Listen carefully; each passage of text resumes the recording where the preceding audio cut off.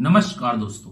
एक वक्त था जब यह कहा जाता था कि ब्रिटिश साम्राज्य का सूरज कभी डूबता नहीं, लेकिन 16th सेंचुरी में अंग्रेजी साम्राज्य का सूरज डूबने ही वाला था। पुर्तगाल और डच लगातार अपने व्यापारिक साम्राज्य को फैला रहे थे। ब्रिटिशर्स केवल यूरोप तक ही सीमित थे और वहां भी उनको व्यापार का कोई खास फायदा नहीं हो रहा था। उन्हें एक बड़े बाजार की जरूरत थी और सन 1498 में जब पुर्तगाल के वास्को डी गामा ने भारत आने वाले नए सी रूट की खोज की और घूमते फिरते भारत के मालाबार कोस्ट पर आ पहुंचे, जिसका मेन पर्पस मसालों का व्यापार करना था। ये भारत से सस्ते दामों पर मसालों को खरीदते और यूरोप में ले जाकर इन्हें ऊंचे दामों पर बेचकर बड़ा लाभ कमा रहे थे, जिसको देखकर बाकी यूरोपीय देश भी भारत आना शुरू हो जाते हैं। इन सबको देखकर ब्रिटिश व्यापारियों ने भी इंग्लैंड की महारानी से भारत में व्यापार करने की अनुमति मांगी। साल 1599 में एक कंपनी बनाई गई। कंपनी को मुख्यतः साउथ और साउथ ईस्ट एशिया में व्यापार करने के उद्देश्य से बनाया गया था, इसलिए कंपनी का नाम ईस्ट इंडीज पड़ा, जिसे हम ब्रिटिश ईस्ट इंडिया कंपनी के नाम से भी जानते हैं। 125 शेयर होल्डर्स और 72,000 स्टर्लिंग पाउंड की कैपिटल से कंपनी बनकर तैयार हो गई। कंपनी को रॉयल चार्टर प्राप्त था, यानी उसे ब्रिटिश के शाही परिवार या कहें कि रॉयल फैमिली का संरक्षण प्राप्त था। 24 अगस्त 1608 को कंपनी का पहला जहाज सूरत के तट पर आया और इस जहाज की कैप्टन का नाम हॉकिंस था। उस समय भारत के मुगल सम्राट जहांगीर का शासन था, इसलिए हॉकिंस ने जहांगीर से मुलाकात की। कंपनी के लिए एक समस्या ये थी कि सूरत में पहले से ही पुर्तगाली व्यापार कर रहे थे। ऐसे में हॉकिंस के लिए भारत में व्यापार करने की अनुमति प्राप्त करना इतना आसान नहीं था। ब्रिटिशर्स ने उसके बाद संसद के सदस्य और राजदूत सर थॉमस रो को राज परिवार के शाही दूत के रूप में भारत भेजा। सर थॉमस रो 1615 में भारत आए और राजा से मिले। वे मुगल राजा को रिझाने के लिए अपने साथ बेशकीमती तोहफे लेकर आए थे। अगले 3 सालों में ही रॉ ने मुगल शासन से भारत में व्यापार करने के लिए शाही फरमान हासिल कर लिए थे। कंपनी के लिए अब भारत के रास्ते पूरी तरह साफ थे। कंपनी ने तेजी से भारत में अपने पैर पसारना शुरू कर दिए। हर बड़े बंदरगाह पर कंपनी ने अपनी फैक्ट्री स्थापित की। 1646 तक कंपनी देश भर में 23 फैक्ट्रियां स्थापित कर चुकी थी। मुगल साम्राज्य की कमजोरियों का फायदा उठाकर धीरे धीरे कंपनी ने शासन प्रशासन में अपना दखल बढ़ाना शुरू कर दिया और देखते देखते एक व्यापारिक कंपनी से अलग प्रशासनिक कंपनी भी बन गई। ऐसा इसलिए संभव हो पाया क्योंकि 1707 में औरंगजेब की मृत्यु और 18th सेंचुरी की शुरुआत में अफगान के नादिर शाह द्वारा भारत पर आक्रमण के बाद मुगल शक्ति कमजोर होने लगी थी और अब मुगलों की कमजोरी का फायदा उठाकर बंगाल, मैसूर और मराठा जैसी क्षेत्रीय शक्तियों ने मौके पर चौका मारा और अपने आप को मुगल से स्वतंत्र घोषित कर अपने क्षेत्रों पर इंडिपेंडेंट तरीके से रूल करने लगे। लेकिन इसका नेगेटिव इम्पैक्ट ये हुआ कि अब भारत के लेवल पर केंद्रीकृत मुगल एम्पायर आर्थिक व राजनीतिक रूप से कमजोर होना शुरू हो गया। दूसरी तरफ मुगलों से अलग हुई शक्ति आपस में ही लड़ रही थी। मतलब 18th सेंचुरी तक आते आते भारत में कोई सेंट्रल पावर नहीं रह गई थी। मुगल थे भी तो वह इतने कमजोर हो चुके थे कि वह अपने नीचे मौजूद शक्तियों पर ही कंट्रोल नहीं रख सके, तो अब भारत पर कैसे शासन करते।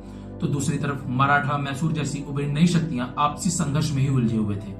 इन सभी बातों को अंग्रेज अच्छे से समझ रहे थे।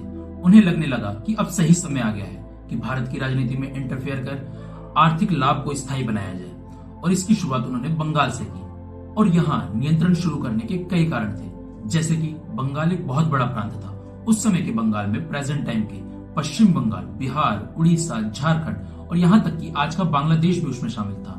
और इसके अलावा यहाँ कोयला, लोहा जैसे खनिज या कहें कि मिनरल्स बहुत बड़ी मात्रा में मौजूद होना, इसके साथ ही बंगाल समुद्र से लगा हुआ था, जिसके चलते यहाँ की मिट्टी उपजाऊ होने के साथ अंग्रेज अपने यहाँ जहाजों को आसानी से खड़ा कर सकते थे और सीधे सी रूट से इंग्लैंड माल भेजना आसान भी था।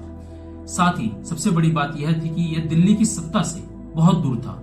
यहाँ बता दूं कि दिल्ली मुगलों की कैपिटल हुआ करती थी। इन सभी गुड़ा भाग को लगाते हुए अंग्रेजों ने बंगाल पर कंट्रोल करने की सोची और 1651 में सबसे पहले बंगाल के हुगली में व्यापारिक केंद्र की स्थापना की और आगे चलकर 1717 में मुगल सम्राट फर्रुखशियर से बंगाल में फ्री ट्रेड के लिए लाइसेंस भी प्राप्त किया उन्होंने, जिसे शाही फरमान कहते हैं। आगे बढ़ने से पहले यहाँ थोड़ा बंगाल के बारे में समझ लेते हैं। बंगाल एक मुगल प्रांत हुआ करता था, जहाँ प्रशासनिक कार्य या कहें कि एडमिनिस्ट्रेटिव वर्क सूबेदार का होता था, जो मुगल राजवंशों में से ही एक था।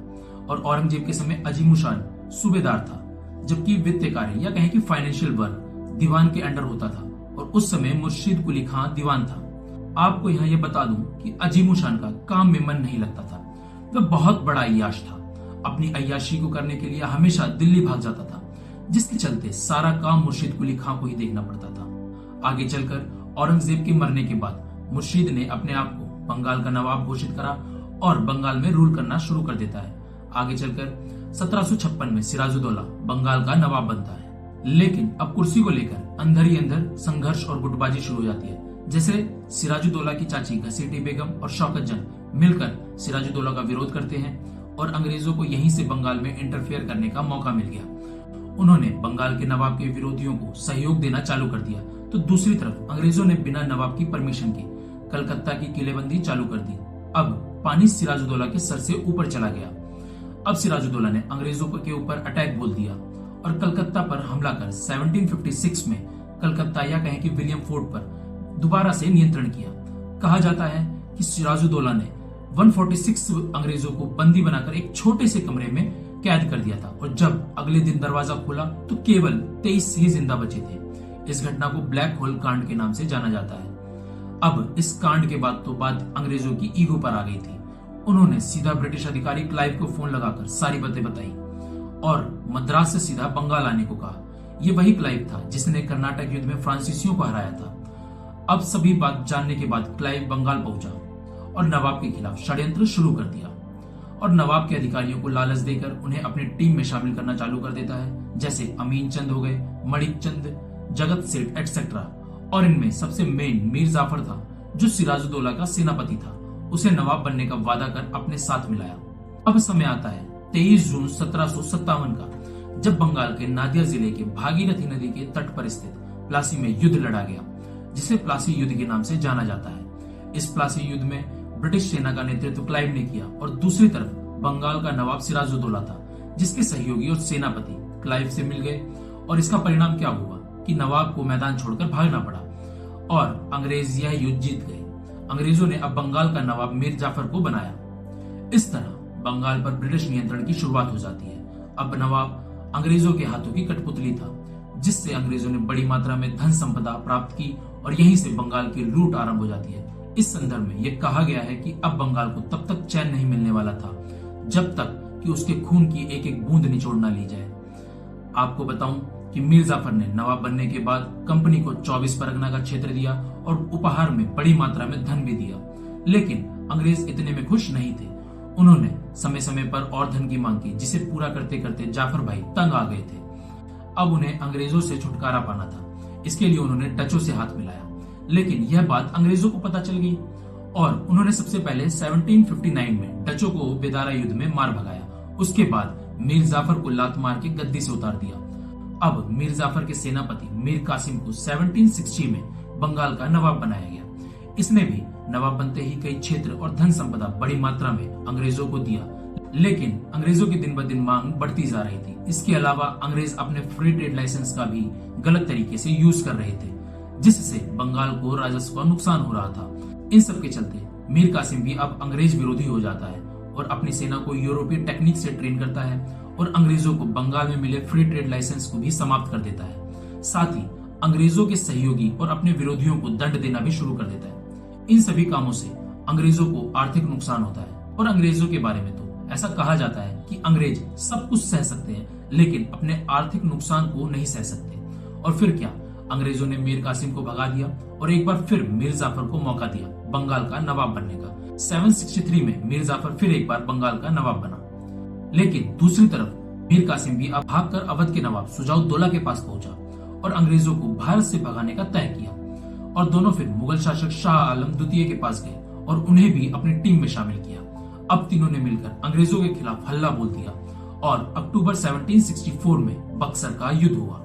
इस बार अंग्रेजों का नेतृत्व हेक्टर मुनरो ने किया और इस बार भी युद्ध अंग्रेज ही जीते। और अब अंग्रेजों ने अवध के नवाब और मुगल सम्राट से 1765 में इलाहाबाद की संधि की, जिसमें मुगल सम्राट से बंगाल, बिहार, उड़ीसा की दीवानी प्राप्त की, तो वहीं मुगल सम्राट को 26 लाख रुपए वार्षिक पेंशन देने की जिम्मेदारी अवध के नवाब को दी गई।